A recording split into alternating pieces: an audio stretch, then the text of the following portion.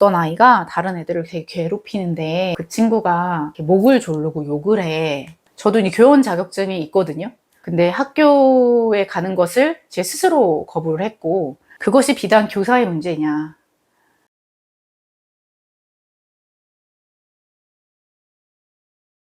예, 안녕하세요. 오늘은 이 그림 같은 곳에서 제가 촬영을 해보겠습니다. 네, 여기는 제가 코로나 기간 동안 와 있었던 전원주택의 2층입니다.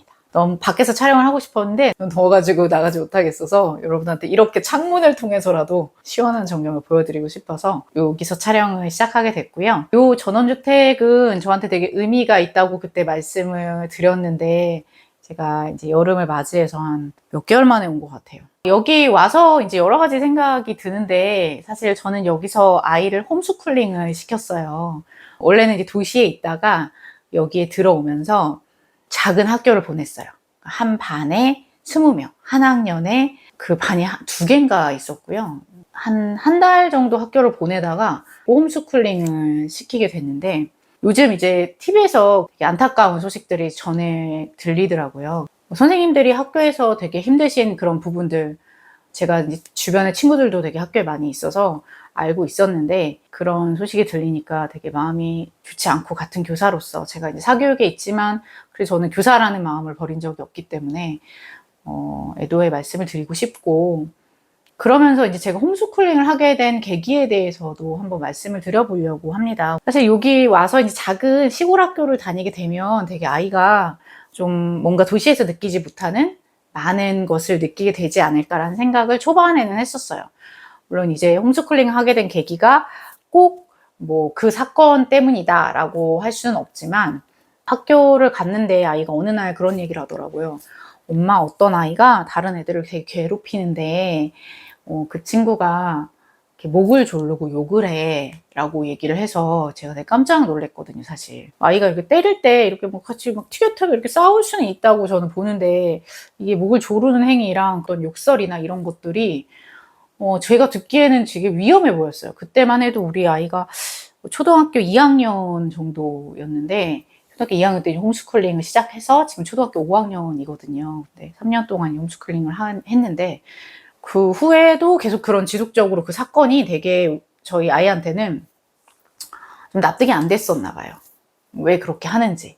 담임 선생님과 제가 통화를 하게 돼서 담임 선생님한테 그 부분을 한번 말씀을 드린 적이 있어요.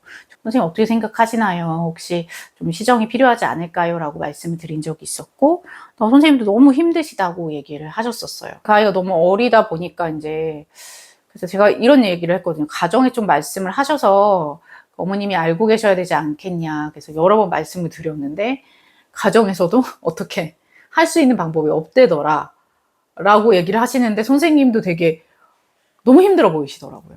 그 친구 때문에. 사실은 이런 공교육 안에서의 교권 추락은 하루 이틀의 문제는 저는 아니었다고 봐요. 물론 이제 교사의 권위가 되게 높을 때는 또 여러 가지 문제들이 있어서 체벌 같은 것이 금지되고, 학부모로부터 교원 평가를 받고, 뭐 이런 시스템 안에서 여러 가지 어려움을 또 겪게 되지 않았나. 그거를 보완을 하려고 이런 것들을 시작을 했는데, 교사 입장에서는 어떻게 할 수 있는 방법이 없는 그런 상황으로 내몰리지 않았나라는 생각이 들고, 저도 할 말이 없더라고요, 사실. 부모님이 가정에서 해주셔야 될 것이 분명히 저는 있다는 생각이 들었는데, 선생님한테 그런 얘기를 했을 때 선생님이 저도 이렇게 얘기를 하면 학부모님이 늘 저도 어떻게 할 수가 없어요. 저희 애는 제 말도 안 들어요. 이렇게 얘기를 하신대요.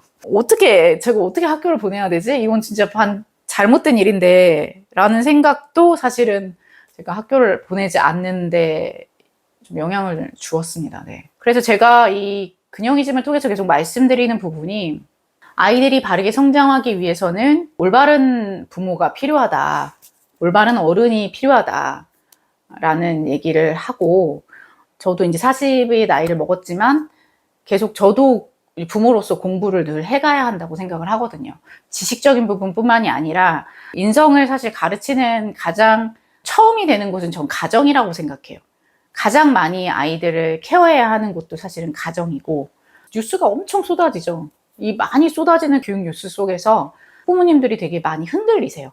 그런데 제가 말씀드리고 싶은 거는 제가 교육계에 되게 오래 있으면서 교육을 되게 오래 공부를 했고 그래도 부모님들보다 조금 더 이 분야에 대해서 좀 전문가라고 생각을 하기 때문에 말씀을 감히 드리자면 저는 사교육과 공교육을 편가르기 할 필요가 없다고 생각해요.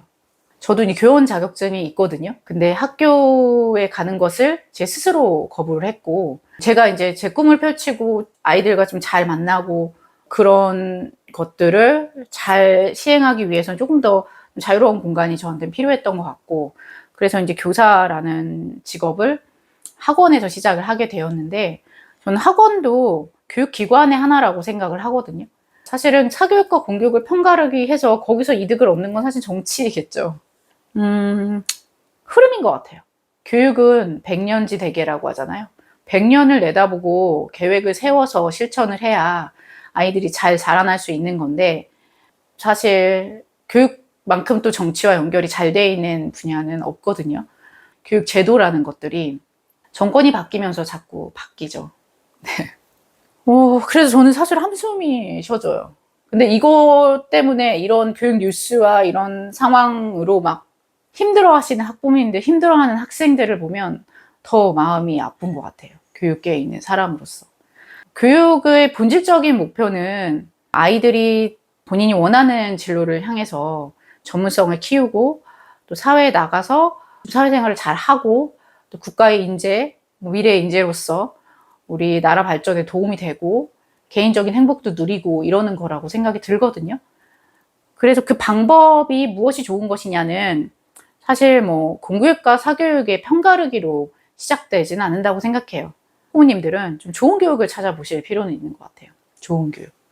제가 이제 사교육에 오랫동안 한 20년 가까이 몸을 담으면서 하나 변하지 않았던 것은 좋은 교육을 하겠다라는 목표였거든요. 온라인 수업을 하고 있는 것도 사실은 교육 격차를 좀 해소해 보겠다는 어떤 원대한 목표가 있었고 주저주저 여러 얘기를 했지만 뭐 교권 추락의 문제, 사교육계에서의 여러 가지 문제들 그것이 비단 교사의 문제냐. 사실 교사가 되고 교대를 간 친구들은 공부를 상당히 잘했고 미래의 인재로서 되게 커다란 역량이 있는 사람이었다고 저는 생각해요. 그 제도와 시스템이 그들을 힘들게 했던 거고 교사로서의 자괴감이 들게 했던 거고 학교가 정상화, 공교육이 정상화가 되어야 나쁜 사교육들이 다 없어질 거고 사교육과 공교육을 편가르기보다는 좋은 교육기관이라는 이름으로써 학부모들이 가정교육에서 다 이루어내지 못하는 것을 서포트할 수 있는 그런 좋은 교육들이 많이 생겼으면 좋겠다라는 생각이 듭니다. 네, 그래서 근영이즘은 좋은 교육을 위한 행보를 이어갈 것이니까 꼭 지켜봐 주세요.